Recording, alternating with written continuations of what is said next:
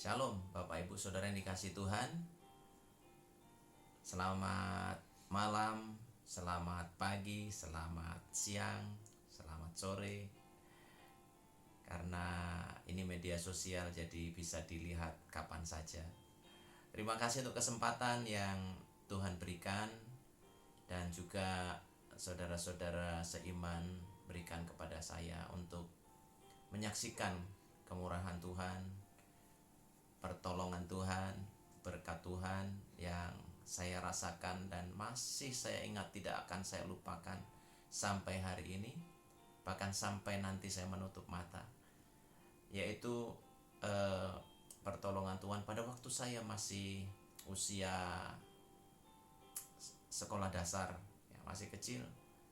Dan itu yang saya alami bersama dengan adik kandung saya yang sekarang melayani Tuhan juga di Makassar.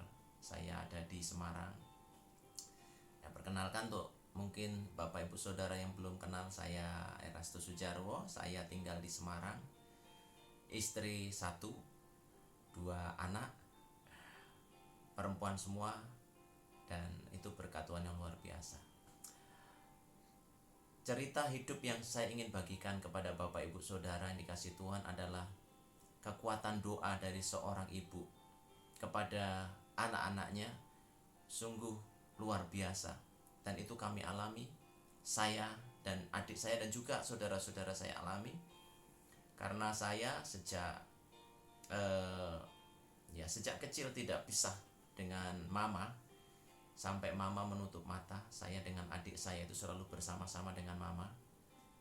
Mama meninggal usia 42 tahun, tapi dedikasinya, kebersamaannya bersama dengan kami, saya dengan adik saya khususnya, sangat luar biasa.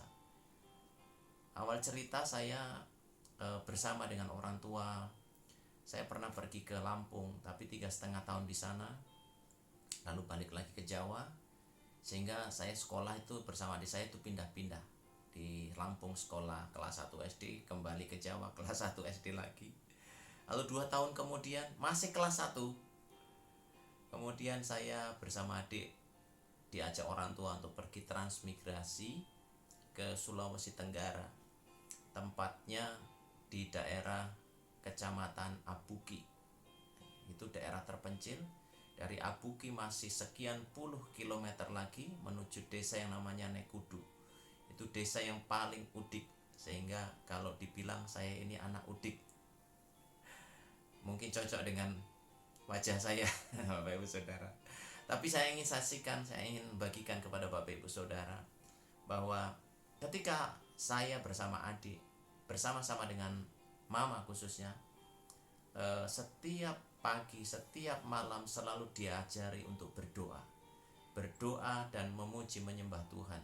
Itu setiap hari mama selalu lakukan untuk kami. Dan itu yang terngiang-ngiang di dalam hati saya, di pikiran saya, di benak saya, di sanubari saya sampai sekarang.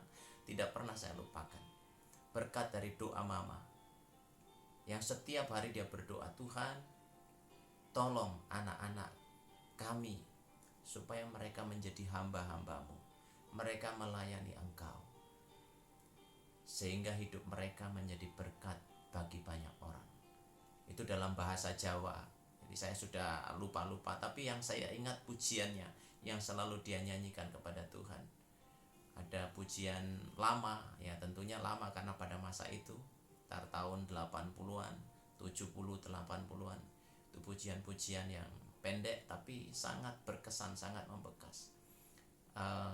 Ada satu lagu dalam bahasa Jawa, pujiannya mengatakan, kulo pasrah sedoyo teng sukune Gusti, Gusti Yesus mugi paringo roh suci.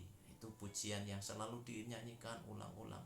Itu artinya gini, kami berserah, saya berserah semuanya ke kaki Tuhan. Kiranya Tuhan memberikan kepada kami roh kudus-Mu, roh suci. Jadi yang dia nyanyikan, dia lakukan, dia minta kepada Tuhan lewat pujian itu adalah supaya Roh Kudus diberikan kepada kami, jadi kepada ibu, kepada anak-anaknya, supaya Roh itu memimpin hidup kami dari hari ke hari. Dan Bapak Ibu Saudara dikasih Tuhan, tentu Bapak Ibu tahu mengapa kami transmigrasi ke Sulawesi dari Jawa, ya karena keadaan kami yang ada di bawah garis kemiskinan. Tapi sungguh Tuhan tidak meninggalkan kami. Sekalipun saya dengan adik masih usia SD harus bekerja menemani ibu, karena jujur ayah saya, papa saya orangnya sangat kaku, keras, dan tidak peduli dengan pendidikan anak-anaknya, tidak peduli dengan keadaan anak-anaknya. Saya 5 bersaudara. Kakak yang pertama itu juga begitu, tidak diurus ya sama ayah saya, sehingga dia harus pergi kepada orang lain. Kakak yang kedua sama, dia pergi. Kakak yang ketiga dititipkan, diberikan kepada bude saya, Mbak Yunya atau kakak perempuan papa saya, sampai papa tidak ada. Jadi kami dipisah-pisahkan seperti itu. Tapi doa dari mama, doa dari ibu kami, supaya kami menjadi hamba-hamba Tuhan. Dan ternyata digenapi. Semua saudara-saudara saya walaupun terpisah-pisah, akhirnya bisa kembali ke keluarga dan kami melayani Tuhan. Kami dipakai Tuhan melayani di bidang musik. Kakak-kakak saya main musik, dan waktu itu saya masih kecil, saya masih sekolah minggu. Tapi saya melihat, saya bangga, saya senang sekali kakak-kakak bisa melayani Tuhan, walaupun pada waktu sebelumnya terpisah-pisah, tapi bisa bersatu, bisa datang memuji Tuhan. Itu karena doa dari mama, doa dari seorang ibu yang sangat membekas, dan itu yang mengubahkan kami sampai sekarang, sehingga kami menjadi hamba-hamba Tuhan. Kami 5 bersaudara, 4 laki-laki dan 1 perempuan. Yang 1 perempuan juga melayani Tuhan. Kami sekolah Alkitab tanpa bantuan dari orang tua. Kami dibimbing Tuhan, dibawa Tuhan untuk bertemu dengan orang-orang yang memberikan support kepada kami, sehingga kami bisa menjadi hamba-hamba Tuhan. Dan sampai sekarang kami masih bisa melayani Tuhan. 2 kakak kami yang pemain musik yang melayani Tuhan itu sudah meninggal, sudah dipanggil Tuhan, dan saya percaya mereka sudah mendapat upahnya, dan mereka, saya percaya, meninggalkan jejak yang baik buat kami adik-adiknya. Itu satu buah dari doa seorang mama yang tidak pernah jemu-jemu berdoa. Bertahun-tahun dia lakukan, karena saya bersama adik saksinya. Dan tentu itu yang memotivasi saya, bagaimana saya harus melayani Tuhan dengan sungguh-sungguh. Ketika saya memuji Tuhan, saya memuji Tuhan dengan sungguh-sungguh.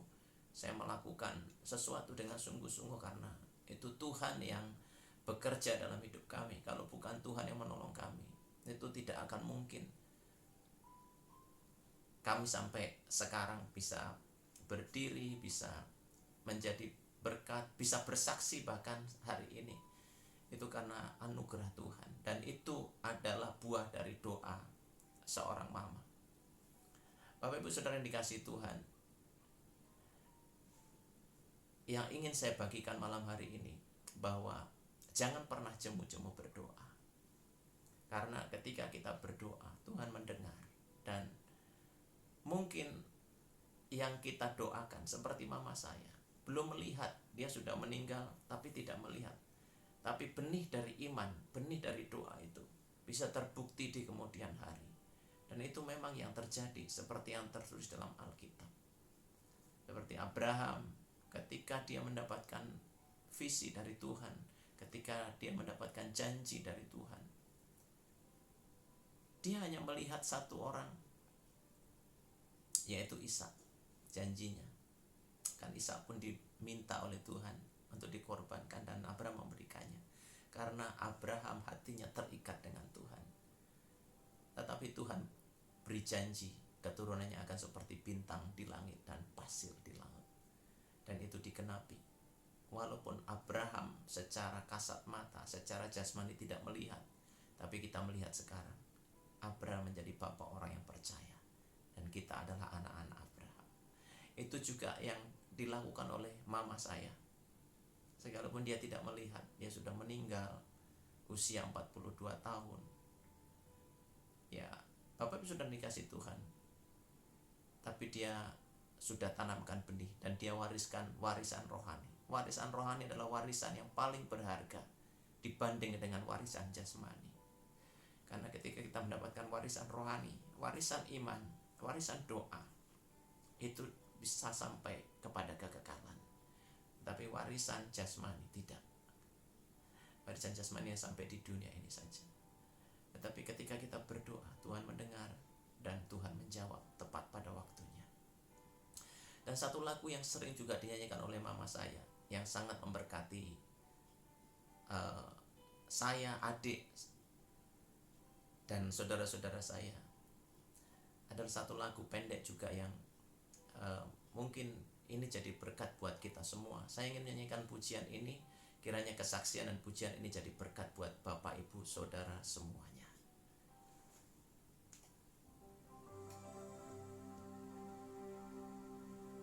Ku perlu Tuhan sepanjang hidupku. Ku perlu Tuhan setiap waktu,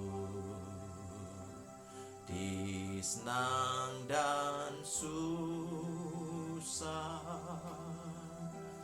Ku perlu Dia, ku perlu Tuhan selamanya.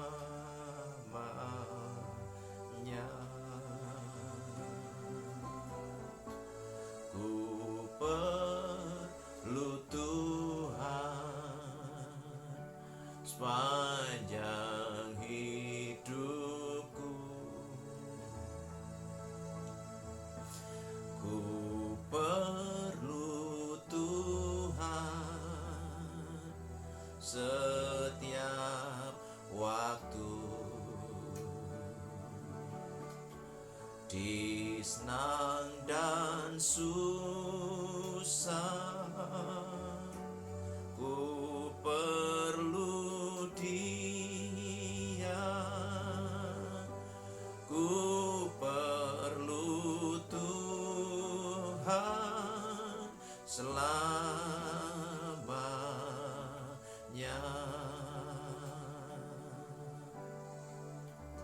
Tuhan Yesus memberkati Bapak, Ibu, Saudara semuanya. Amin.